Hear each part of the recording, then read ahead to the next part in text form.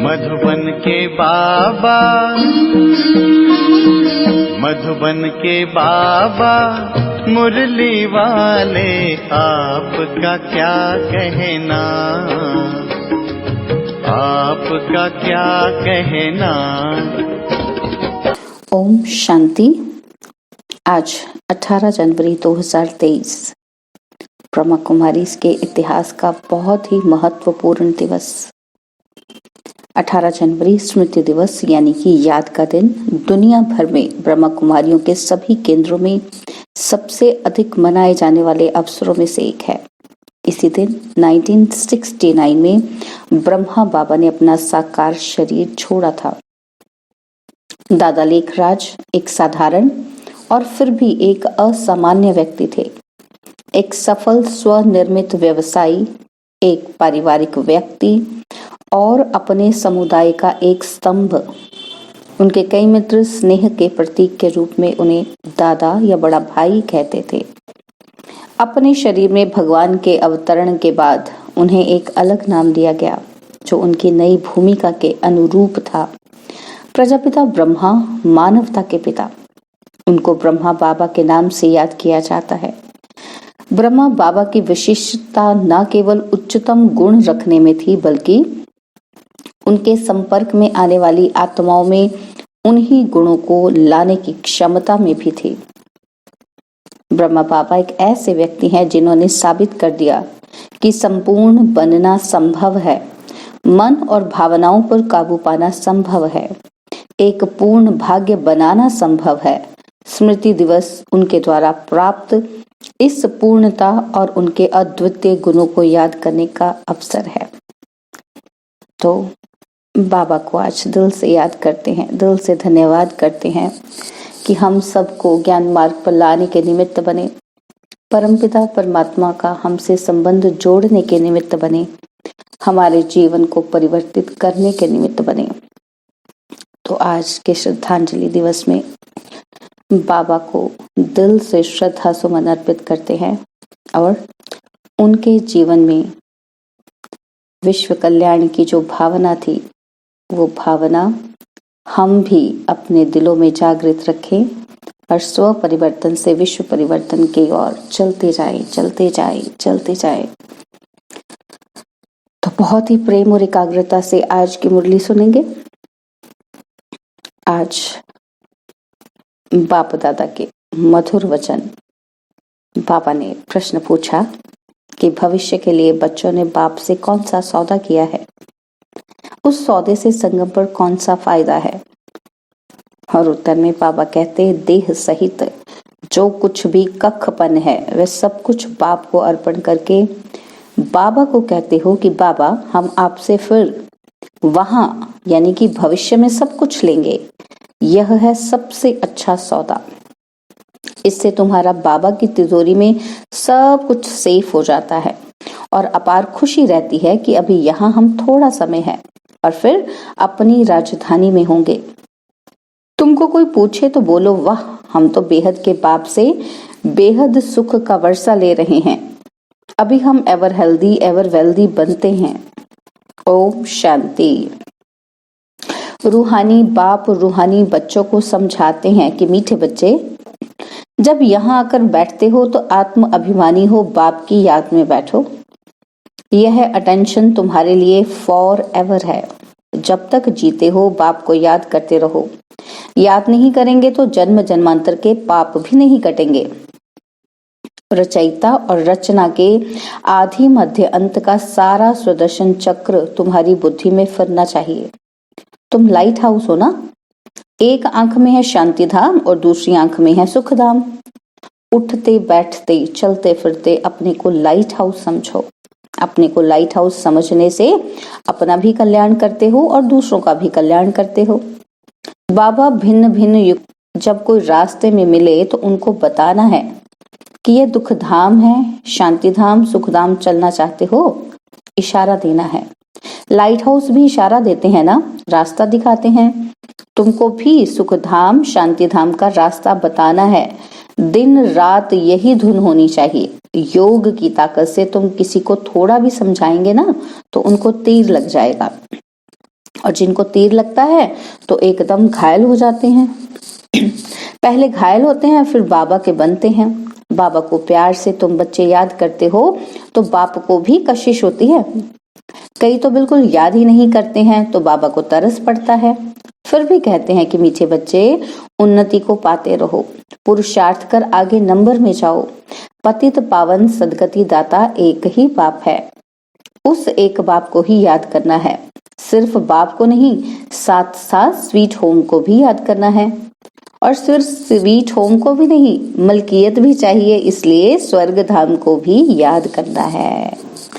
बाप आए हैं मीठे मीठे बच्चों को परफेक्ट बनाने। तो ईमानदार बन सच्चाई से अपनी जांच करनी है कि हम कहाँ तक परफेक्ट बने हैं। परफेक्ट बनने की युक्ति भी बाप बताते रहते हैं। बहुत खामी है, बाबा कहते बहुत खामी है ही कि देह अभिमान की बहुत बड़ी कमी है। ये देह अभिमान ही अवस्था को आगे बढ़ने नहीं देता है, इसलिए देह को भी भूलना है। बाप का बच्चों में कितना लव रहता है। बाप बच्चों को देख हर्षित होते हैं तो बच्चों को भी इतनी खुशी में रहना चाहिए। बाप को याद कर अंदर गदगद होना चाहिए। दिन प्रतिदिन खुशी का पारा चढ़ा रहना चाहिए। पारा चढ़ेगा याद की यात्रा से, वह आहिस्ते आहिस्ते चढ़ेगा। हार जीत होते होते फिर नंबरवार पुरुषार्थ अनुसार कल्प पहले मिसल अपना अपना पद पा लेंगे। बाप दादा बच्चों की अवस्था को साक्षी हो देखते रहते हैं और समझानी भी देते रहते हैं। बाप दादा दोनों का बच्चों पर बहुत लव है, क्योंकि कल्प कल्प लवली सर्विस करते हैं और बहुत प्यार से करते हैं। परंतु बच्चे अगर श्रीमत पर नहीं चलते तो बाप क्या ही कर सकते हैं। बाप को तरस तो बहुत पड़ता है, माया हरा देती है, बाप फिर खड़ा कर देते हैं। सबसे मीठे ते मीठा वह एक बाप है। कितना मीठा, कितना प्यारा शिव भोला भगवान है। शिव भोला तो एक का ही नाम है। मीठे बच्चे, अभी तुम बहुत बहुत वैल्यूएबल हीरा बनते हो। वैल्यूएबल हीरे जवाहर जो होते हैं उनकी सेफ्टी के लिए हमेशा बैंक में रखते हैं। और तुम ब्राह्मण बच्चे भी वैल्यूएबल हो, जो शिव बाबा की बैंक में सेफ्टी से बैठे हो। अभी तुम बाबा की सेफ में रह अमर बनते हो। तुम काल पर भी विजय पहन रहे हो। शिव बाबा के बने तो सेफ हो गए। बाकी ऊंच पद पाने के लिए पुरुषार्थ करना है। दुनिया में मनुष्यों के पास कितना भी धन दौलत है, परंतु वह सब खत्म हो जाना है, कुछ भी नहीं रहेगा। तुम बच्चों के पास तो अभी कुछ भी नहीं है, यह देह भी नहीं है, यह भी बाप को दे दो। तो जिनके पास कुछ नहीं है उनके पास जैसे कि सब कुछ है ना। बड़ी ट्विस्ट वाली बात। बाबा कहते जिनके पास कुछ नहीं उनके पास जैसे सब कुछ है, क्योंकि बाप को दे दिया ना अभी संकल्प से, तो भविष्य में सब कुछ मिलेगा। तो तुमने बेहद के बाप से सौदा किया है भविष्य नई दुनिया के लिए। कहते हो बाबा देह सहित ये कुछ कखपन है सभी आपको देते हैं और आपसे फिर वहां सब कुछ लेंगे। यहाँ दे दिया कखपन और वहां सब कुछ लेंगे। तो तुम जैसे सेफ हो गए, सभी कुछ बाबा की तिजोरी में सेफ हो गया। तुम बच्चों के अंदर में कितनी खुशी होनी चाहिए। बाकी थोड़ा समय है, फिर हम अपनी राजधानी में होंगे। तुमको कोई पूछे तो बोलो वाह, हम तो बेहद के बाप से बेहद सुख का वर्षा ले रहे हैं। एवर हेल्दी वेल्दी बनते हैं, हमारी सभी मनोकामनाएं पूरी हो रही हैं। यह बाप कितना लवली प्योर है, वह आत्माओं को भी आप समान प्योर बनाते हैं। तुम जितना बाप को याद करेंगे उतना अथाह लवली बनेंगे। देवताएं कितने लवली हैं, जो अभी तक भी उनके जड़ चित्रों को पूजते रहते हैं। तो अभी तुम बच्चों को इतना लवली बनना है, कोई भी देहधारी कोई भी चीज पिछाड़ी को याद ना आए। बाबा आपसे तो हमें सब कुछ मिल गया। मीठे बच्चों को अपने साथ प्रतिज्ञा करनी चाहिए। कौन सी प्रतिज्ञा? कि हमारे से कोई ऐसे विकर्म ना हो जिससे दिल अंदर खाती रहे। इसलिए जितना हो सके अपने को सुधारना है, ऊंच मर्तबा पाने का पुरुषार्थ करना है। नंबरवार तो है ही, जवाहरात में भी नंबरवार होते हैं ना, तो कोई में बहुत डिफेक्ट होते हैं, कोई बिल्कुल प्योर होते हैं। तो बाप भी जौहरी है ना, तो बाप को एक एक रत्न को देखना होता है। ये कौन सा रत्न है, इसमें कौन सा डिफेक्ट है। अच्छे अच्छे प्योर रत्नों को बाप भी बहुत प्यार से देखेंगे, और अच्छे अच्छे प्योर रत्नों को सोने की डिब्बी में रखना होता है। तो बच्चे भी खुद समझते हैं कि मैं किस प्रकार का रत्न हूँ, मेरे में कौन सा डिफेक्ट है। अब तुम कहेंगे, वाह सतगुरु वाह, जिसने हमको ये रास्ता बताया है, वाह तकदीर वाह, वाह ड्रामा वाह। तुम्हारे दिल से निकलता शुक्रिया बाबा आपका, जो हमारे 2 मुट्ठी चावल लेकर हमें सेफ्टी से भविष्य में 100 गुना रिटर्न देते हो। परंतु इसमें भी बच्चों की बड़ी विशाल बुद्धि चाहिए। बच्चों को अथाह ज्ञान धन का खजाना मिलता रहता तो अपार खुशी होनी चाहिए ना। तो जितना हृदय शुद्ध होगा तो औरों को भी शुद्ध बनाएंगे। योग की स्थिति से ही हृदय शुद्ध बनता है। तुम बच्चों को योगी बनने बनाने का शौक होना चाहिए। अगर देह में मोह है, देह अभिमान रहता है, तो समझो हमारी अवस्था बहुत कच्ची है। तो देही अभिमानी बच्चे ही सच्चा सच्चा डायमंड बनते हैं। इसलिए जितना हो सके देही अभिमानी बनने का अभ्यास करो। बाबा को याद करो। बाबा अक्षर सबसे बहुत मीठा है। बाप बड़े प्यार से बच्चों को पलकों पर बिठाकर साथ ले जाएंगे। तो ऐसे बाप की याद में नशे में चकनाचूर होना चाहिए। बाप को याद करते करते खुशी में ठंडे ठार हो जाना चाहिए। जैसे बाप अपकारियों पर उपकार करते हैं, तुम भी फॉलो फादर करो, सुखदायी बनो। तुम बच्चे अभी ड्रामा के राज को भी जानते हो। बाप तुम्हें निराकारी, आकारी और साकारी दुनिया का सब समाचार सुनाते हैं। आत्मा कहती है अभी हम पुरुषार्थ कर रहे हैं नई दुनिया में जाने के लिए। हम स्वर्ग में चलने लायक जरूर बनेंगे, अपना और दूसरों का कल्याण करेंगे। अच्छा, बाप मीठे मीठे बच्चों को समझाते हैं कि बाप दुख हरता सुख करता है, तो बच्चों को भी सबको सुख देना है, बाप का राइट हैंड बनना है। तो ऐसे बच्चे बाप को प्रिय लगते हैं, शुभ कार्य में राइट हैंड को ही लगाते हैं। तो बाप कहते हैं हर बात में राइटियस बनो। एक बाप को याद करो तो फिर अंतमति सो गति हो जाएगी। इस पुरानी दुनिया से ममत्व मिटा दो, यह तो कब्रिस्तान है। धंधादौरी बच्चों आदि के चिंतन में मरे तो मुफ्त अपनी बर्बादी कर देंगे। शिव बाबा को याद करने से तुम बहुत आबाद होंगे, और देह अभिमान में आने से बर्बादी हो जाती है, और देही अभिमानी बनने से आबादी होती है। धन की भी बहुत लालच नहीं रखनी चाहिए। उसी फिक्रात में शिव बाबा को भी भूल जाते हैं। बाबा देखते हैं सब कुछ, बाप को अर्पण कर फिर हमारी श्रीमत पर कहाँ तक चलते हैं। तो बाबा भी देखते हैं हमें। तो शुरू शुरू में बाप ने भी ट्रस्टी हो दिखाया ना, सब कुछ ईश्वर अर्पण कर खुद ट्रस्टी बन गया। बस ईश्वर के काम में ही लगाना है, विघ्नों से कभी डरना नहीं चाहिए। जहां तक हो सके सर्विस में अपना सब कुछ सफल करना है, ईश्वर अर्पण कर ट्रस्टी बन रहना है। अच्छा, मीठे मीठे सिकिलते बच्चों प्रति माता पिता बाप दादा का याद प्यार और गुड मॉर्निंग। रूहानी बाप की रूहानी बच्चों को नमस्ते। हम रूहानी बच्चों की रूहानी बाप दादाजी को दिलवा जान सिकवा प्रेम से नमस्ते। ओम शांति। प्यारे बाबा, मीठे बाबा, मेरे बाबा, शुक्रिया बाबा, शुक्रिया बाबा, शुक्रिया बाबा। अव्यक्त महावाक्य है 1977 के। तो बाबा कहते हैं कि सभी आवाज से परे अपने शांत स्वरूप स्थिति में स्थित रहने का अनुभव बहुत समय कर सकते हो। आवाज में आने का अनुभव ज्यादा कर सकते हो, या आवाज से परे रहने का अनुभव ज्यादा समय कर सकते हो। तो बाबा पूछ रहे हैं। तो जितना लास्ट स्टेज अथवा कर्मातीत स्टेज समीप आती जाएगी, उतना आवाज से परे शांत स्वरूप की स्थिति अधिक प्रिय लगेगी। तो इस स्थिति में सदा अतीन्द्रिय सुख की अनुभूति हो। इसी अतीन्द्रिय सुख में स्थिति द्वारा अनेक आत्माओं का सहज ही आवाहन कर सकेंगे। ये पावरफुल स्थिति विश्व कल्याणकारी स्थिति कही जाती है। जैसे आजकल साइंस के साधनों द्वारा सब चीजें समीप अनुभव होती जाती हैं।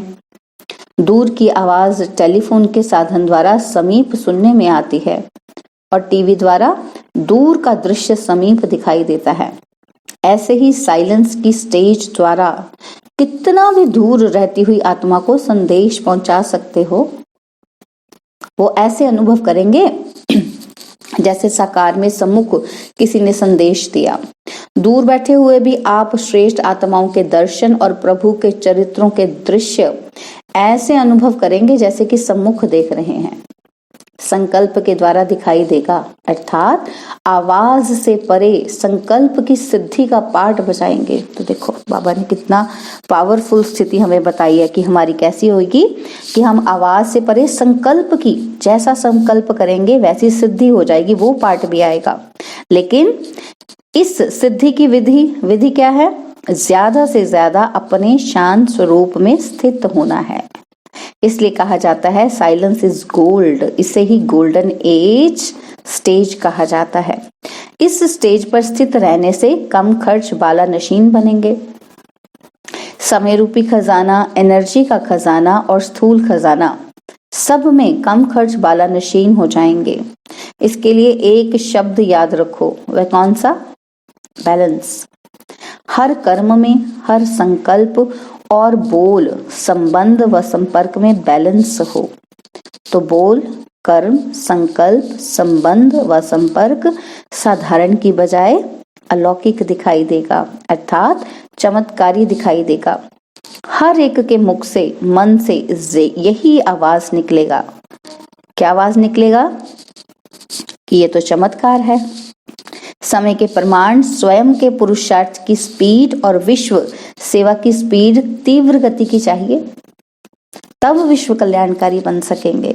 तो विश्व कल्याणकारी बनने के लिए क्या चाहिए? बाबा कहते स्वयं के पुरुषार्थ की स्पीड बहुत तेज चाहिए और स्वयं का पुरुषार्थ भी करना है, साथ में सेवा की भी स्पीड तेज चाहिए। तो विश्व की अधिकतर आत्माएं पाप की और आप इष्ट देवताओं की प्रत्यक्षता का आवाहन ज्यादा कर रही हैं और इष्ट देव उनका आवाहन कम कर रहे हैं। इसका कारण क्या है? तो कारण में बाबा कहते अपने हद के स्वभाव संस्कारों की प्रवृत्ति में बहुत समय लगा देते हैं। बच्चे अपने को चेंज करने में, है ना, अपनी ट्रांसफॉर्मेशन में, स्व परिवर्तन में बहुत समय लगाते हैं।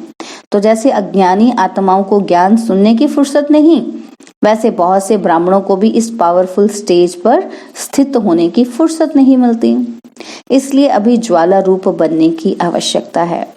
बाप दादा हर एक की प्रवृत्ति को देख मुस्कुराते रहते हैं कि कैसे टू मच बिजी हो गए हैं। बहुत बिजी रहते हो ना, तो वास्तविक स्टेज में सदा फ्री रहेंगे, सिद्धि भी होगी और फ्री भी रहेंगे। तो जब साइंस के साधन धरती पर बैठे हुए स्पेस में गए हुए यंत्र को कंट्रोल कर सकते हैं, जैसे चाहे जहां चाहे वहां मोड़ सकते हैं, तो साइलेंस के शक्ति स्वरूप, तो इस साकार सृष्टि में श्रेष्ठ संकल्प के आधार से जो सेवा चाहे, जिस आत्मा की सेवा करना चाहे, वो नहीं कर सकते। लेकिन पहले अपनी अपनी प्रवृत्ति से परे अर्थात उपराम रहो। तो जैसे हम स्पेस में जो भेजते हैं यान, उनका पूरा कंट्रोल यहाँ नीचे जो हमारा ऑफिस है ना, तो वहां पर रहता है, या वहां से हम बटन दबाकर उनको मैसेज भेजते हैं। तो बाबा कहते हैं आप साइलेंस की शक्ति से भी ऐसा कर सकते हो। श्रेष्ठ संकल्पों के आधार से किसी भी आत्मा को कुछ भी संदेश भेज सकते हो। तो उसके लिए बाबा कहते क्या करना पड़ेगा? अपनी प्रवृत्ति से परे अर्थात उपराम रहो, बेहद की वृत्ति में आना पड़ेगा हमें। जो सभी खजाने सुनाए वह स्वयं के प्रति नहीं, विश्व कल्याण के प्रति यूज करो। समझा अब क्या करना है? आवाज द्वारा सर्विस, स्थूल साधनों द्वारा सर्विस और आवाज से परे सूक्ष्म साधन कौन सा है? संकल्प की श्रेष्ठता। संकल्प शक्ति द्वारा सर्विस का बैलेंस प्रत्यक्ष रूप में दिखाओ, तब विनाश का नगाड़ा बजेगा। समझा? प्लान्स तो बहुत बना रहे हो, बाप दादा भी प्लान बता रहे हैं। बैलेंस ठीक ना होने के कारण मेहनत ज्यादा करनी पड़ती है और विशेष कार्य के बाद विशेष रेस्ट भी लेते हो ना, तो फाइनल प्लान में अथकपन का अनुभव करेंगे। अच्छा, ऐसे सर्व शक्तियों को विश्व कल्याण के प्रति कार्य में लगाने वाले, संकल्प की सिद्धि स्वरूप स्वयं की प्रवृत्ति से स्वतंत्र, सदा शांत और शक्ति स्वरूप स्थिति में स्थित रहने वाले सर्वश्रेष्ठ आत्माओं को बाप दादा का याद, प्यार और नमस्ते। हम रूहानी बच्चों की रूहानी बाप दादा जी को दिलवा जान सिकवा प्रेम से नमस्ते। ओम शांति। प्यारे बाबा, मीठे बाबा, मेरे बाबा, शुक्रिया बाबा, शुक्रिया बाबा, शुक्रिया बाबा। बाबा ने आज हमें वरदान दिया कि साइलेंस की शक्ति द्वारा नई सृष्टि की स्थापना के निमित्त बनने वाले मास्टर शांति देवा भव। साइलेंस की शक्ति द्वारा नई सृष्टि की स्थापना के निमित्त बनने वाले मास्टर शांति देवा भव। साइलेंस की शक्ति जमा करने के लिए इस शरीर से परे अशरीरी हो जाओ। यह साइलेंस की शक्ति बहुत महान शक्ति है। इससे नई सृष्टि की स्थापना होती है। तो जो आवाज से परे साइलेंस रूप में स्थित होंगे वही स्थापना का कार्य कर सकेंगे। इसलिए शांति देवा अर्थात शांत स्वरूप बन अशांत आत्माओं को शांति की किरणें दो। विशेष शांति की शक्ति को बढ़ाओ। यही सबसे बड़े से बड़ा महादान है।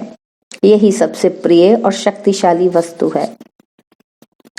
आज का स्लोगन है, हर आत्मा व प्रकृति के प्रति शुभ भावना रखना ही विश्व कल्याणकारी बनना है।